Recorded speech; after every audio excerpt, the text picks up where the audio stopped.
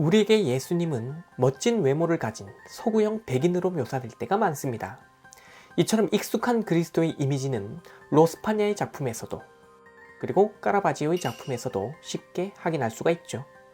하지만 예수님이 태어난 곳은 요르단 서부의 베들레헴이었고 나사렛에서 살았기 때문에 그는 서남아시아 사람이지 유럽형 외모를 가진 서방권 사람은 아니었다고 하겠습니다.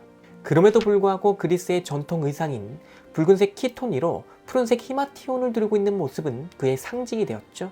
즉 우리에게 익숙한 이러한 모습은 역사 속 실존했던 예수와는 거리가 멀며 서구 문화권에서 만들어 놓은 이미지라 하겠습니다. 그렇다면 실제 예수 그리스도의 모습에 가까운 외모는 무엇이었을까요?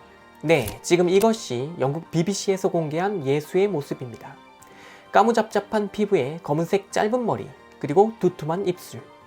갈릴리 지방에서 1세기를 기준으로 살았던 사람들의 유고를 분석하고 그 외 여러 고고학적 자료들을 법인류학자들이 분석한 결과인데요. 키 153cm, 몸무게 약 50kg이었을 것으로 추정되는 그의 모습. 이게 역사 속 갈릴리 지평에서 활동했던 예수 그리스도의 모습에 가깝다는 거죠. 그렇다면 왜 현재 우리에게 친숙한 예수의 이런 얼굴들은 역사적 진실과 무관하게 점차 서구화되었던 것이며 미남으로 바뀌게 된 걸까요? 오늘은 이에 대한 이야기를 통해 예수의 얼굴에 담겨있는 시대정신을 읽어보도록 하겠습니다. 하나님께서 모세를 통해 주셨다는 10계명. 이 중 두 번째 계명은 그 어떤 형상도 만들어서는 안 된다는 내용의 우상 숭배 금지입니다.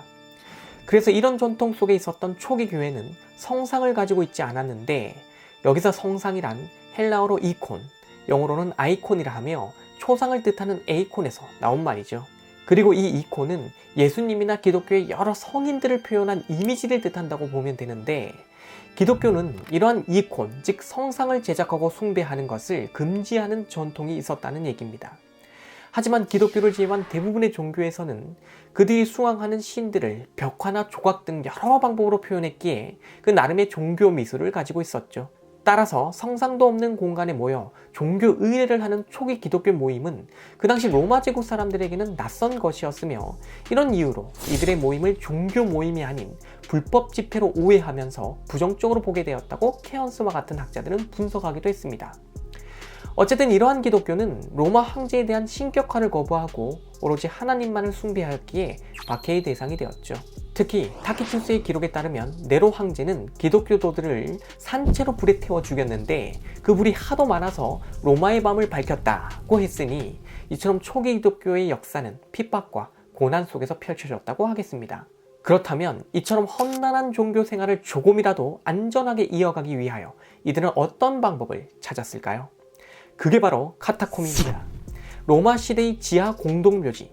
좁은 공간에 많은 시신을 안치하기 위해 제한된 면적의 공간을 수도 없이 판 이 지하의 묘소는 시체가 부패하면서 발생하는 역한 냄새로 진동했죠. 따라서 일반인들이 잘 찾지 않았을 뿐만 아니라 로마법상 성역에 해당되기도 했기에 바로 이 죽음의 공간이 기독교인에게는 역으로 신앙을 위한 안식처가 되었다는 것. 그리고 바로 이 피난의 공간 속에서 그들은 부활하신 예수의 구원이 깃들 거라 믿으며 간절히 기도드렸으니 그 염원이 담긴 곳 카타콤에서 인류 역사상 최초로 예수 그리스도의 이미지가 나타나게 됩니다.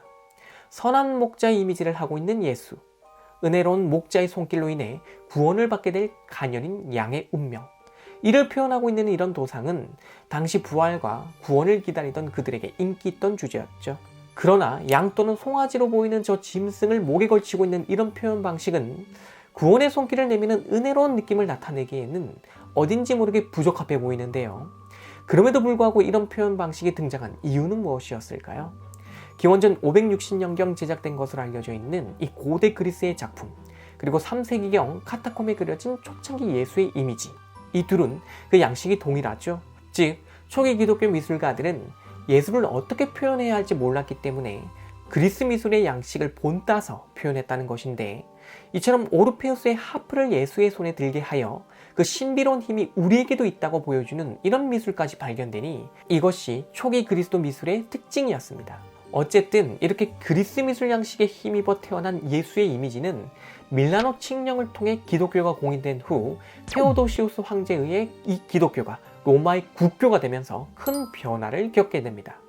즉 지하 묘소에 숨은 이들의 간절한 염원을 통해 태어났던 예수의 이미지는 이제 제국의 예수, 로마의 권력과 권위를 상징하는 모습으로 바뀌기 시작한 거죠.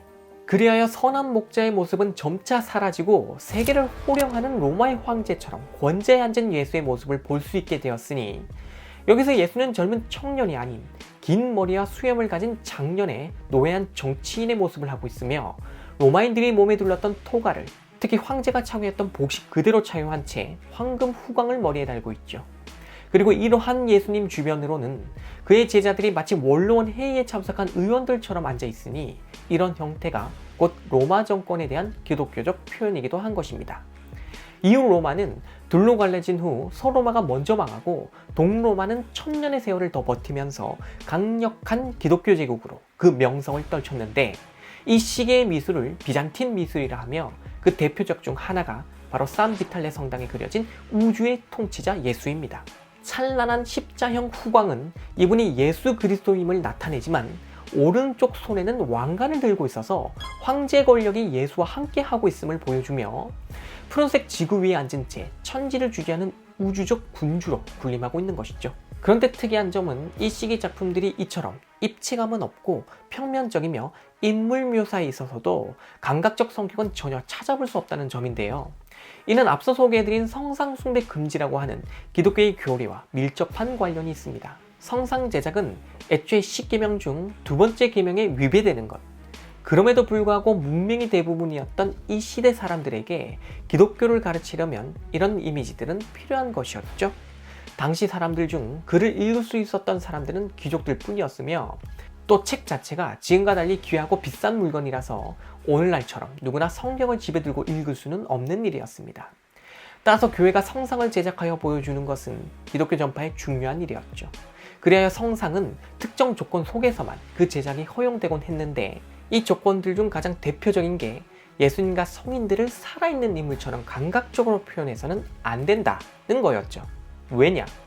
예수님은 인간으로 이 땅에 오셨으나 신이기도 하기 때문에 살아있는 인간처럼 감각적으로 생동감 있게 묘사하면 이로 인해 그의 신성이 가려진다는 것. 그러므로 성상은 신의 진리를 알릴 수단만 되어야지 그 자체가 숭배의 대상이 되어서는 안 된다는 점을 확실히 하기 위해서 이처럼 평면 이미지의 벽면을 보는 방식 위주로 그리게 하여서 감상자들이 신성을 이해하는 데 필요한 범위 안에서만 그 표현을 허용했던 것입니다. 그리고 이처럼 켈스에서에 수록된 예수의 이미지는 오로지 교육용이지 그 자체로 아름다움을 담을 필요는 전혀 없었다는 사실을 우리에게 보여주기도 하죠. 어쨌든 이러한 중세 시기의 미술 속 예수의 모습은 특정 왕조에 따라, 때로는 특정 지역에 따라 사실적 표현이 시도될 때도 있었으나, 큰 틀에서는 현실 속 인간의 모습이 아닌 추상적 도상의 형태를 하고 있었다라고 정리해 볼 수 있는데, 이랬던 그의 이미지를 다시 인간의 모습으로 돌려놓은 이들이 르네상스 시기의 예술가들이었습니다.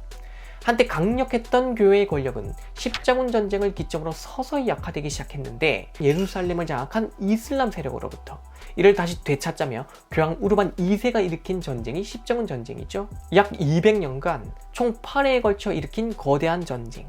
그러나 기독교는 이 전쟁에서 끝내 이슬람에게 참패합니다. 그 결과 교황의 권위는 추락했고, 이후로 교회로부터 표현의 자유를 조금씩 얻기 시작한 예술가들은 인간 중심 문화, 특히 고대 그리스 문화를 부흥시키고자 하는 르네상스 현상 속에서 예전보다는 자유롭게 예술 활동을 하게 되었죠. 레오나르도 다빈치의 최후의 만찬, 바로 이 작품이 이 시기를 대표한다고 할 수 있는데, 여기서 예수 그리스도는 신성을 상징하는 후광도 없이 인간의 모습을 한 채 앉아 있습니다. 그리고 고전 그리스 시기의 의상인 키톤과 히마티온을 착용하였으니 이는 현재 우리에게도 매우 익숙한 예수의 모습이죠. 어쨌든 이렇게 예수는 다시 고전 그리스풍의 미남이 되기 시작하는데, 그 완성도가 미켈란젤로의 최후의 심판에서 이뤄집니다. 여기서 보이는 이 예수의 이미지, 이는 본시 고대 그리스 작품을 로마 시대에 모각한 벨베데레의 아폴론이라는 작품을 참고하여 그려진 것이라서 서로 닮은 얼굴을 하고 있죠. 뿐만 아니라 감각적 표현의 자제를 요구하는 교회의 성상 숭배에 대한 조심성에도 불구하고 이 예수님은 무척이나 근육질이며 입체적이기까지 합니다. 이렇게 서구형 미남이 된 예수님은 이제부터 종교개혁이란 사건과 맞물려서 더욱 추락한 교황의 권위를 살리기 위해 적극 활용되었죠. 본시 기독교의 본질은 교황이 아닌 성서에 있다고 주장한 종교개혁가들, 마틴 루터를 비롯한 여러 개혁가들이 이러한 종교개혁을 일으키자 교황이 이끄는 카톨릭 교회는 그 세력이 약해지기 시작합니다. 그런데 종교개혁을 통해 새로 형성된 기독교 분파, 즉 개신교 쪽에서는 성상숭배 금지의 원칙에 따라 이콘, 그러니까 성상 제작을 문제 삼기 시작했어요. 그러자 카톨릭 쪽에서는 기존보다 더 화려하고 더 아름다운 성상을 제작하여 아무런 장식도 없이 밋밋한 공간에 모여 예배드리는 개신교 사람들의 마음을 다시 찾아오고자 했죠. 그리하여 예수와 그에 대한 사건을 표현하는 예술의 허용 범위를 카톨릭은 더욱 극적이거나 자극적인 방식으로 할 수 있도록 넓혀주었는데, 이 시기에 활약했던 루벤스의 작품 속 예수님은 앞서 보았던 정적이고 비현실적인 모습과는 달리 살아 숨쉬는 자의 실제 사건을 보는 듯하며 작품 전체의 성격 또한 장엄하고 화려하여서 보는 이들의 시선을 압도합니다. 이 시기의 예술 양식을 바로크 양식이라고 하죠. 그리고 까라바지오의 작품 속 예수님은 연극 무대처럼 빛을 사용해 표현함으로써 배우처럼 보이게 만들기도 했죠. 이렇게 예수 그리스도의 모습은 지하 묘소인 카타콤에서 선한 목자의 모습으로 나타난 후 로마 황제의 권력을 대신하여 보여주는 권능자의 모습이 되기도 했고, 중세 시기 교육용으로 제작되면서 미학적 요소는 사라지기도 했으나 다시 르네상스 시기부터 아름다워지더니 종교개혁에 대항하여 교황의 교회 세력을 지키기 위한 홍보수단이 되면서는 더욱더 드라마틱한 모습의 예수 그리스도가 되었다는 것.